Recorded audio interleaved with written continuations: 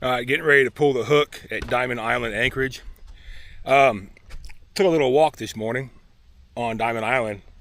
No camera, it never fails. Maybe it got its name, maybe not from the shape, but we're the splash zone. If you ever come out here, and for example, the water level fell out 3 feet last night.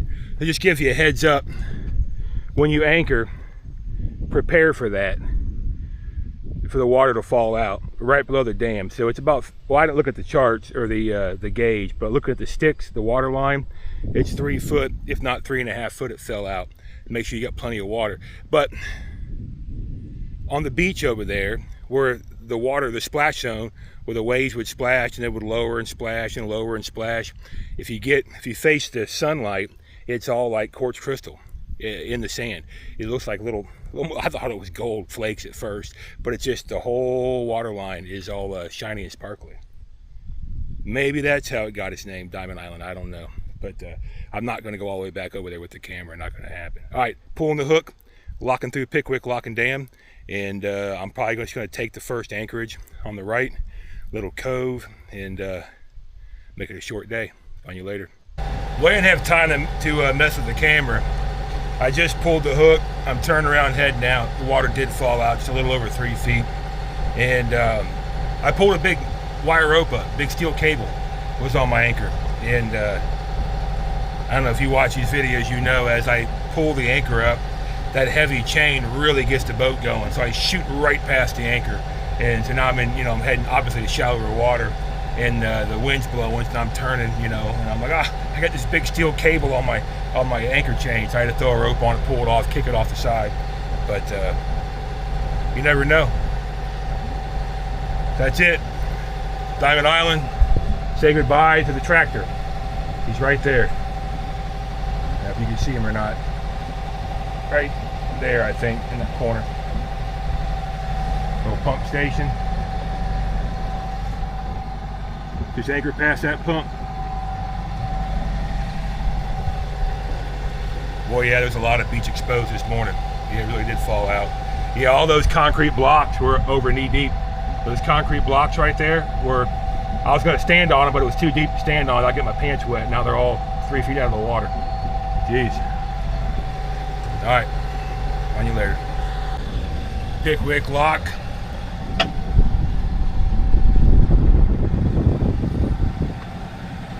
3 boats in front of me. They got a tow. They're breaking in half in the lock. And then we're next.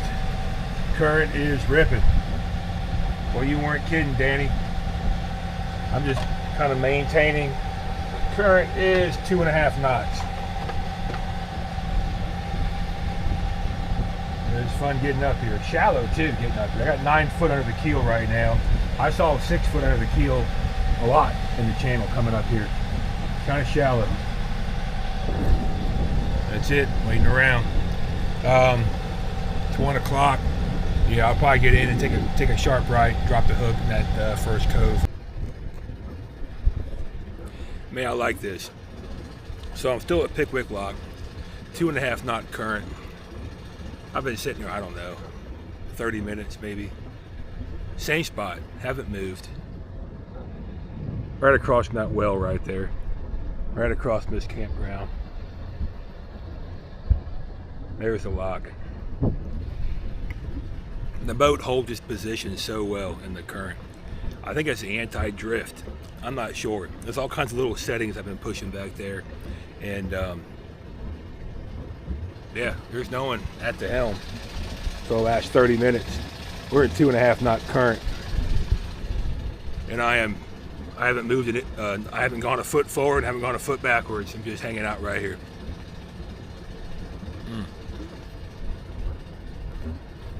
Not bad. Oh, I don't know how it works. All right, I'm entering Pickwick Lock. There's the chamber.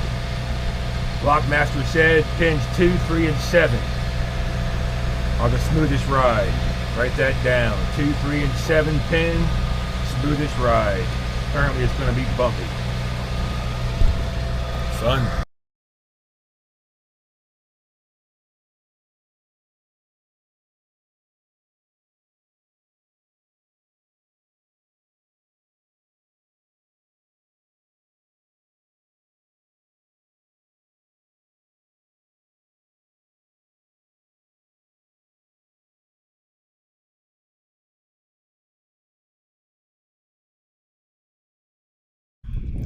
I think it's day 39. I think I'm losing track. I've just been hiking every day and visiting that state park restaurant, you know, trying to socialize, talk to people, I guess. I don't know. Just get off the boat. But I've been doing a lot of hiking. There's a lot of trails over there. I left Sulphur Creek, Anchorage. I was there 3 days. Like I said, I was hiking. Not a bad spot. Once you get in there and crash your boat, and if you don't sink, then if someone pulls you off and then you drop your hook, then it's a nice spot to stay. It's just too scared to leave. No, after I went around with a dinghy and a pole and got in another guy's boat with a dinghy, his little fishing boat, looked at the sonar and whatnot. The charts are completely wrong. My charts are completely wrong. The online Corps of Engineers charts are completely wrong.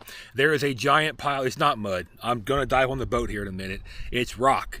I actually got out of my dinghy and stood on it right smack in the middle of the channel. It shows 23 feet. It wasn't even up to my kneecaps, and it was all rock and not on the charts. So you can get around that. If you come in, and just turn your charts off, completely turn them off. Don't even look at them because you're going to get confused. There's a green buoy and a no-wake buoy marking the entrance to the marina. That green buoy's on your charts in shallower water than the channel. So you're not going to want to go around that green buoy. You're going to want to stay to the left of that green buoy, away from the marina channel, just because it shows deep water. Turn your charts off. If you go right around the green buoy, really far right, but do not go or stay left of the no-wake buoy. So if you go to the left of the green buoy, you're done. If you go right to the right of the green buoy, you're done. You got to go real far to the right green buoy, real far right of the green buoy, but stay left of the no-wake buoy. I saw about 15 inches maybe under my boat, under my keel. When I did that, I draft 5 feet. So there might be, you know, maybe 7 feet of water, 6.5 feet of water in that little gap, but then it opened up to like 8 or 9. And I had about maybe 8 to 10 feet in my anchorage there. I moved the boat a few times because of wind. I had there was I think it was 35 or 40. I don't remember. There's a lot of wind. We had a lot of wind coming. That's why I didn't want to leave and go somewhere else, because the other anchorage was exposed. There's a lot of wind back here. Right now I'm in, so you can get in there. Don't recommend it. I do not recommend. There are so many boats in there that are damaged. So many loopers are in the marina out of commission. The guys at the marina told me they're just pulling boats off nonstop. I saw 2 boats run aground right in front of me. I went out there in the dinghy and flagged down one looper, and he almost hit it. He was heading right for it, and I had my shirt off, flagging my shirt to get out of the way, go, and he finally turned and he just barely missed it. So don't use your charts if you have to go in there. Just that's it. You know, it's a bad setup. It's bad, and it's rock, so you're not coming back from that. I'm going to dive on the boat here in a minute. We'll check it out. Now I'm in. Shoot, let me look at the map. This place is nice, not too bad. I'm in Dry Creek. So this is Dry Creek, you know, steep, rocky, nice spot. I see a boat way back there. With my binoculars, I can see, I'm gonna go back there and see if he's okay, but way back behind those trees, there's a creek that goes up in there. I saw the back end of a big boat. So hopefully, you know, he's okay. He didn't, you know, lose anchor and get drugged back there in the wind or something. But yeah, I came back here. It's deeper water. Stay to the guide says stay to this side. There's houses over here. It's like 4 feet of water on the charts, way, way, way out there. So stay this side. I came in the channel and came in this way. I don't remember what, 22 feet all the way in. I think I'm in 16 foot of water right here. I dropped the hook, and I didn't want to go back any farther because I don't know. I didn't want to get back there. The wind's coming from that direction, and if it's shallow, it's going to stir the bottom up. I can't see. I got to get in the water and dive on the boat. So I'm going to stay out here. But that's that. Day 39. I'm going to dive on the boat. Be extremely cautious. If you have to enter Sulphur Creek anchorage, be extremely cautious. Do not pay attention to your charts whatsoever. Do not. Remember, go way right of the green buoy. Do not go and stay left of the no wake buoy. Kind of zigzag in there, and you'll see. Then once if you can get in there without crashing and burning, and you drop your hook in 8 foot of water, take your dinghy out and go between the green buoy and the bank in there, and your dinghy's going to hit bottom, and you're going to be 300 feet from the shoreline, and it's going to be knee deep of all rock. And and you look at your charts, that's a deep water, 23 foot. It went from 23 feet to knee deep, just like that, and then back to like I think 14 and then 8. So be cautious in there. All right, let's dive on the boat.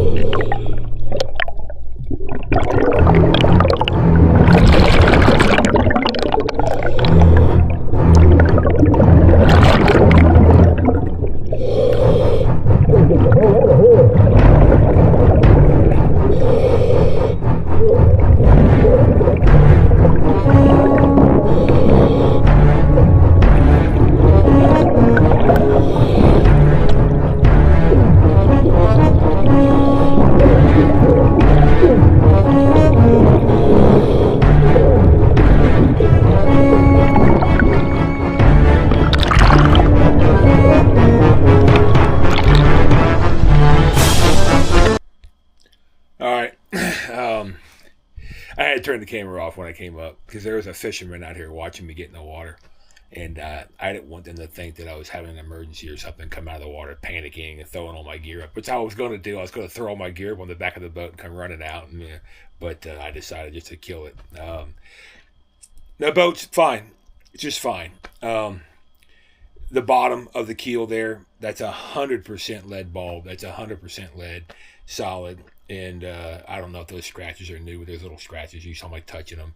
And that should be expected, running on those rocks. But it was good, 100%. She took it like a champ. That's it. I'm going to let everything dry off. It's actually cold outside. I had the furnace going last night. I've been bundled up all day. I'm freezing right now. The water was cold. I got goosebumps everywhere. The fishermen are all bundled up with hoodies on and hood. I mean, they think I'm crazy getting in the water like that. I can see, they're like, what is he doing? So it's really cold outside. I'm going to let all my stuff kind of dry out, let the compressor cool down, and then I'll start putting stuff away. That's it. She's good. It's been bothering me like crazy. I've been so worried there was something damaged down there, but 100%, we're good. All right, good morning. Well, good afternoon. It's like 12:05. I'm in Dry Creek still. It's day 40. I'm going to move today. Excuse me, I had a granola bar. The dink's been acting up.